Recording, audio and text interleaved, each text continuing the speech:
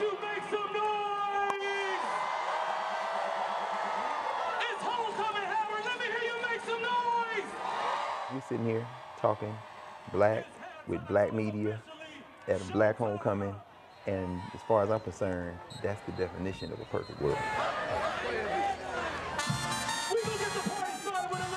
Hey, what's up? It's Jay Hard representing AURN online, and it is homecoming season, my favorite part of the season, where all things black, even representing Coliseum apparel, you know, Howard alumni. And I am sitting here with the legendary, I'm holding that for a reason, the legendary Dr. Carr. How you doing, Dr. Carr? Brother Jay, good to see you. Welcome home, brother. Thank you, sir. Yes, Thank you, sir. sir. To those that don't know, can you please explain the importance of where we are right now? Well, yeah, the Founders Library opened in 1937. Great Depression was not yet over. Franklin Roosevelt was president. It was designed by a black architect, dude out of Baltimore named Albert Cassell. Albert Cassell went to Cornell for his graduate training, but he never forgot the black community. He joined the Howard faculty at a time when black architects were a premium. And Tuskegee had a bunch of them down there. They're the ones who designed Booker T. Washington's house, the Oaks, which is on the National Historical Register. But Cassell came here. And when Cassell came here, he was the university architect that designed a number of the buildings on this campus. And of course, the ones that immediately come to mind for both of us, all of us who have a deep Howard connection, are Frederick Douglass Hall and the Founders Library. They look alike, so you can see the design. Very quickly, what Cassell said was, I'm going to design a building. I'm going to take as my inspiration Independence Hall in Philadelphia. So if you look at Founders Library, it kind of looks like Independence Hall, but then he tricked it out. It's bigger. It's taller, it has a much greater footprint, and this building sits on the land for the original Howard University building. So they tore that building down, built the Founders Library. The Founders Library was designed at the cost of roughly $1 million. This is right after the Great Depression. I'm about to say $1 million back then? Brother, which is why, according to the old heads who were here when I first came to Howard 20 years ago, some of whom are ancestors, at that time, the Board of Trustees wasn't unanimous about that expenditure. Some of them actually approached members of the Roosevelt administration and said, $1 million is a lot for Howard University. It's a Negro college and $1 million library. When the building was dedicated, when it was opened, and the Secretary of Interior came to receive the keys or, to dedicate the building, and then Howard University opened, he said, you don't build a building, you don't build a library for today. You build it for 100 years from now. And who knows what Howard University will be in 100 years. That was 1937. We ain't at 2037 yet. What do you think Founders is to Afrofuturism? Oh, that's interesting. That's interesting. Afrofuturism. Because you talked about how much they put into every single detail what they needed. So they were thinking ahead.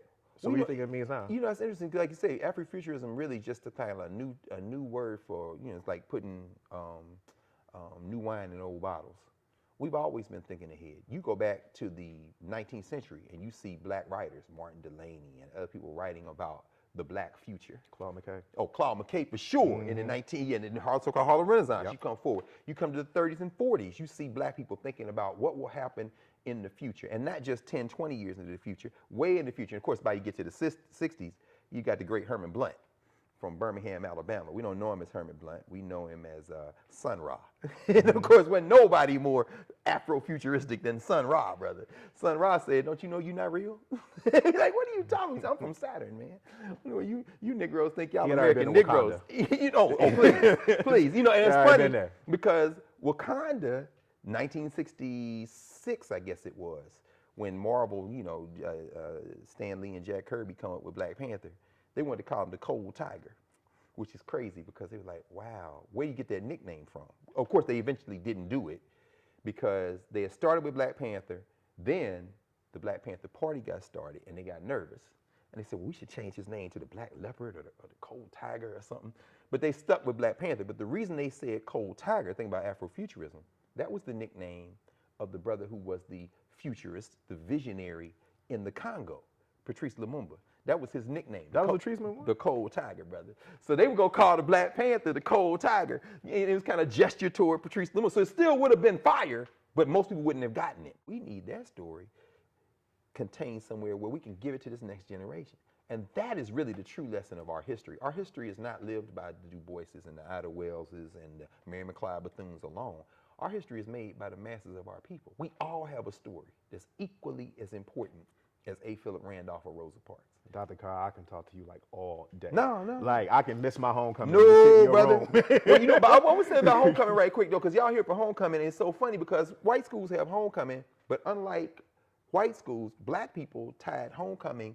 You know, first homecoming we know is the church. In other words, you have old churches in the South, people would migrate, but they would come back once a year for homecoming. When we say homecoming here, it's very interesting. People who never went to Howard go to Howard homecoming.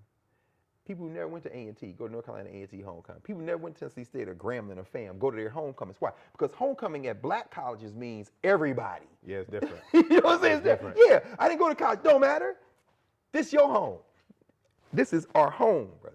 Dr. Carr, I thank you. I appreciate Thank you, very brother much. Jay. I Yes, will not sir. disrespect you by saying, you know, give your social media information. I'm just going to tell you to Google this man, Dr. No, that's not disrespect. No, Twitter was my only concession, man. I can't get on Facebook or Snapchat. Do they even do Snapchat anymore? No. Instagram. I'm on the other side of the fence now. Are you? I recognize that now. Man, Yeah. this is digital. You know you ain't on the other side of the fence. You I got can't do it all. brother. But I appreciate you, Dr. Carr. Appreciate you very too, much Jay. so. Pleasure's mine. If you have had the honor, I advise you to Google this man. This has been AURN Online. I'm Jay Hall, and this is Howard Homecoming at its best, straight from Founders Library, the legendary Dr. Carr. Thank you very much.